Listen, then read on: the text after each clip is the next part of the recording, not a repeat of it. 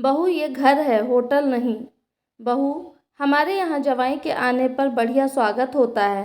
नाश्ता, दोपहर का खाना, फिर शाम की चाय के साथ स्नैक्स, रात का खाना। अब तुम आ गई हो तो ये तुम्हारी जिम्मेदारी है, कहीं कोई कमी ना रह जाए। वरुणा जी बोलकर कमरे में चली गईं। सही में मम्मी और चाची कितना सब करती थीं किसी भी मेहमान के घर आने पर। अब यही मुझे भी करना पड़ेगा। चलो, कोई तो फ़ायदा हुआ मम्मी की मदद करवाने का। कोई टेंशन नहीं, यूट्यूब पर नए आइडियाज़ देखती हूँ। प्रिया मन ही मन बोली। प्रिया की शादी अनुपम से अभी कुछ समय पहले ही हुई है। वरुणा जी और अरविंद जी की बड़ी बेटी रुचि और छोटा बेटा अनुपम। रुचि अपने पति वेद के साथ 2 दिन के लिए आ रही थी। वेद की इस शहर में कोई मीटिंग थी तो रुचि अपनी माँ से मिलने आ गई। शाम को बेटी जमाई के आने की खुशी में वरुणा जी इंतजार में बाहर ही बैठी थीं। सब तैयारी अकेले प्रिया ने ही की। आते ही चाय, साथ में ग्रिल्ड सैंडविच, पनीर के पकौड़े, पुदीने की चटनी, सौंठ की चटनी। सभी को सब बहुत पसंद आया। शाम को भी मटर पुलाव, वेजिटेबल रायता, दाल मखनी, शाही पनीर और मीठे में शाही टुकड़ा। 2 दिन यही सिलसिला चला, लेकिन प्रिया ने शिकायत का कोई मौका नहीं दिया। सबने बहुत तारीफ की। वरुणा जी भी खुश थीं। कुछ दिनों बाद बुआ जी और फूफा जी आगे कोई शादी अटेंड करके आए थे तो लौटते समय मिलने के लिए एक दिन रुक गए। प्रिया ने उनके हिसाब से कम तला हुआ नाश्ता बनाया पर वैरायटी रखी। ऐसे ही खाने के समय वरुणा जी के चेहरे पर मुस्कान नहीं थी। मम्मी जी, अच्छा नहीं बना क्या? प्रिया ने पूछा। नहीं बेटा, बहुत ही स्वादिष्ट और साथ में पौष्टिक भी है। अरविंद जी बीच में बोले।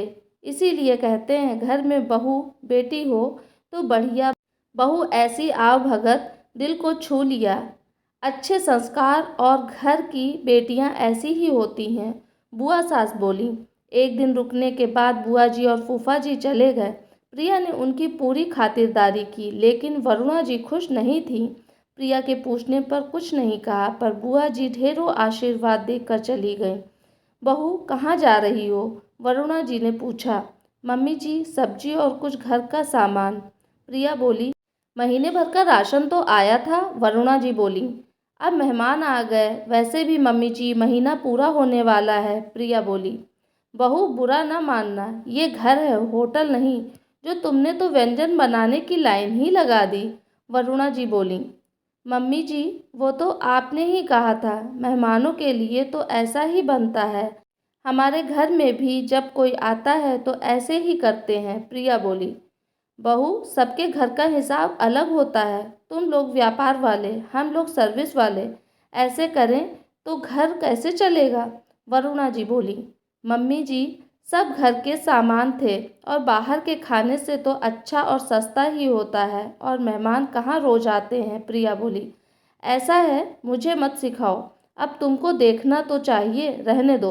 वरुणा जी चुप हो गईं। प्रिया ने सास नाराज ना हो इसलिए बात नहीं बढ़ाई। 1 महीने बाद वरुणा जी की छोटी बहन सुमन जी अपनी बहन से मिलने के लिए आई।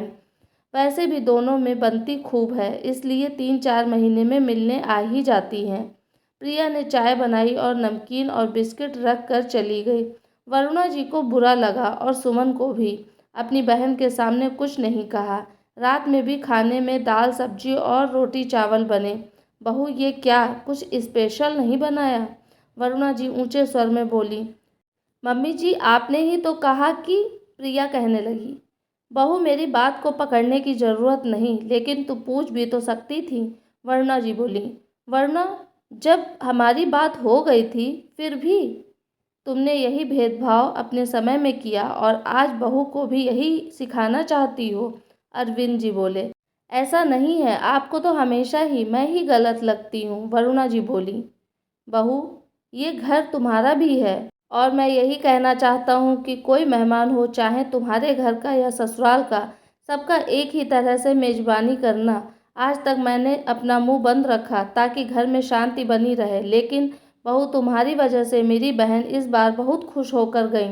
कोई घर खाने के लिए नहीं, मान के लिए आता है, पर तुम्हारी सास ने ये बात नहीं समझी।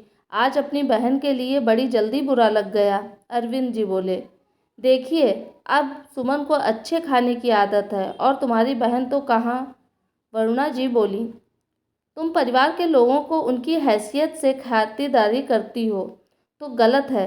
बहू ने अपने परिवार में जो देखा वही किया। बहू ने जो आज किया वो मैंने जो कहा था, क्योंकि मैंने तुम दोनों की बात सुन ली थी। अरविंद जी बोले, दीदी, जीजा जी सही कह रहे हैं। सुमन जी बोली, सुनिए, मैं मेरी गलती मानती हूँ। बहू, तुम अब घर में जो मेहमान आए उसे अपने हिसाब से खातिरदारी करना।